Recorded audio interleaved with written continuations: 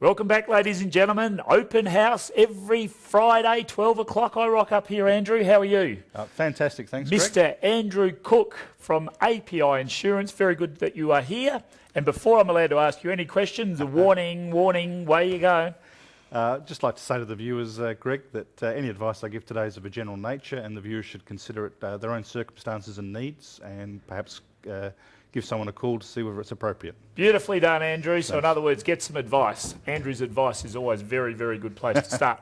Insurance for home renovators. What insurance issues do home renovators need to consider, Andrew? Oh, look, there's a lot to consider, and you know, Australians love their homes. It's their biggest asset, and lots of renovations going on. And what they need to consider is whether, when they're doing the bigger renovations, 150, 200, 300,000, we're certainly seeing a lot of those at the moment. Sure.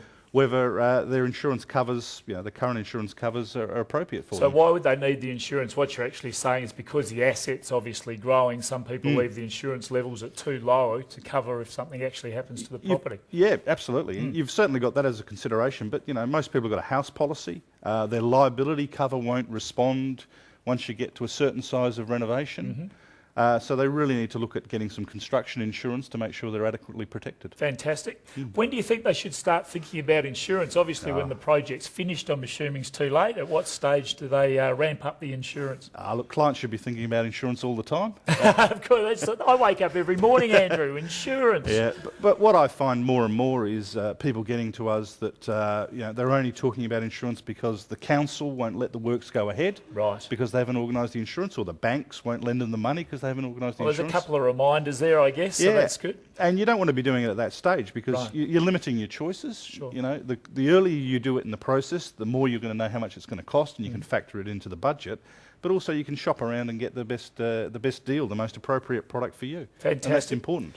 Andrew, is it readily available or is it pretty difficult to obtain? I mean, how hard is it to get this insurance when you're building on? Look, there's some companies out there that don't do it. They specialise in domestic insurance, and this is deemed to be a commercial insurance product, but there's plenty of agents and brokers out there who'll do it and do a fantastic job. And just a few phone calls and you can get a great product at a great price. Fantastic.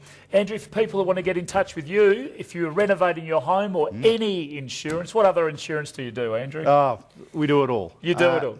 Home, car, boat, travel, all of the commercial insurances. We'd love to hear from any of the viewers. They can give me a call on 08 8113 0902 or email me acook@apiinsurance.com.au. And there's no E on Cook, is there? Absolutely not. Acook@API insurance.com.au. Very good indeed. Fantastic insurance people. We use them in at State Office, so I can highly recommend them. Andrew, thank you very much for coming in. Great. And also, while you're here, thank you very much for your sponsorship and your ongoing backing of our organisation. We certainly appreciate it. It's an absolute pleasure, Greg, and thanks for the time today. Very good indeed. Andrew Cook, API Insurance. And from Andrew and Insurance, we are going to one of the most beautiful shops on McGill Road that I've ever seen. It's called Two Pairs, and please enjoy the segment with Christina Moulton and Adriana Battersby.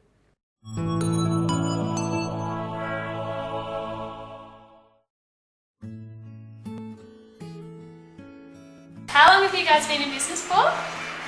2 months. Shop's been open about 6 weeks. And what inspired you to open your own homeware shop? We've got a mutual love of homewares. We love shopping in homeware shops. We love doing our homes up and friends' homes up. And we've talked about it for a long time and thought it was time that we gave it a go.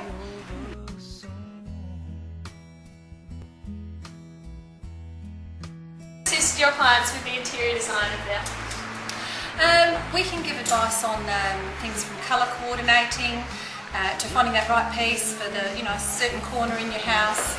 Lighting, a lot of clients come in and ask for advice on lighting. Soft furnishings, they like to come and ask advice on cushions and what ones match their lounge. They want to maybe spruce up their lounge area, so yeah, lots of advice in those areas. What do you hope to achieve through your homeware shop? We hope to provide an inviting environment. We like people to come in, feel comfortable in here, look around, take their time, ask us for advice, as we've mentioned, but also if they want to take some things home, like a macro sort of situation, they can, to try things at home, because we know, special cushions and lights and lamps and things sometimes really need to see them in your home. What's your best tip for updating the interior of your home?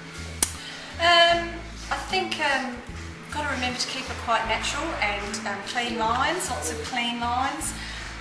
Flowers, lots of flowers around we think is a really nice thing to have in your home. Again, soft furnishings is a big one. To update a lounge area, throw some new cushions, a few throws, just little pieces here and there can make a difference. It's real, real soon. What mistake do most people make when updating their home? I think people are a little bit scared to mix old and new, so sometimes they either go really modern and really new, or they stick to all the antiques, whereas I think we both believe in here that you can mix old and new, and it gives a warmth to a place as well, and not to be afraid to do that. Also not to use too much colour, that can sometimes not work either, so that'd probably be the two big tips. Let me take what's left of your heart and I will use. I hope you enjoyed Two Pairs as much as I enjoy getting in there. Two beautiful ladies following their dreams and their passions.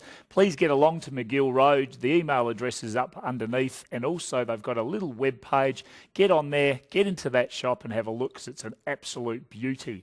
Ladies and gentlemen, it's been another fantastic show. I hope you're enjoying the new concept. I'd like to say a very big thank you to Heidi and Estelle for all their work they do on this show, and also our sponsors. API Insurance, you've seen Andrew Cook on the show today, fantastic sponsors of our show and also our organisation, and just brilliant insurance people. Smart Post, Steve Banwell, we mention him every week, but he's been with Brocky's organisation now for almost 30 years, almost unheard of, but a fantastic signwriting company. Amadio Wines and young Anthony Olsen, one a terrific fella, but two a fantastic product. And if you haven't tried their wines, get a red, nice fire, beautiful company, cannot go wrong. And of course, lastly, but certainly not leastly, our good friends at Duncan Bashir Hannon, best solicitors in town. Thank you very much to all of our sponsors. Ladies and gentlemen, I hope you enjoyed this week's show. Make sure you log on if you want to go back and have a look at the segments. We're on there 24/7. Really looking forward to your company next week. Ladies and gentlemen, that's Open House, over and out.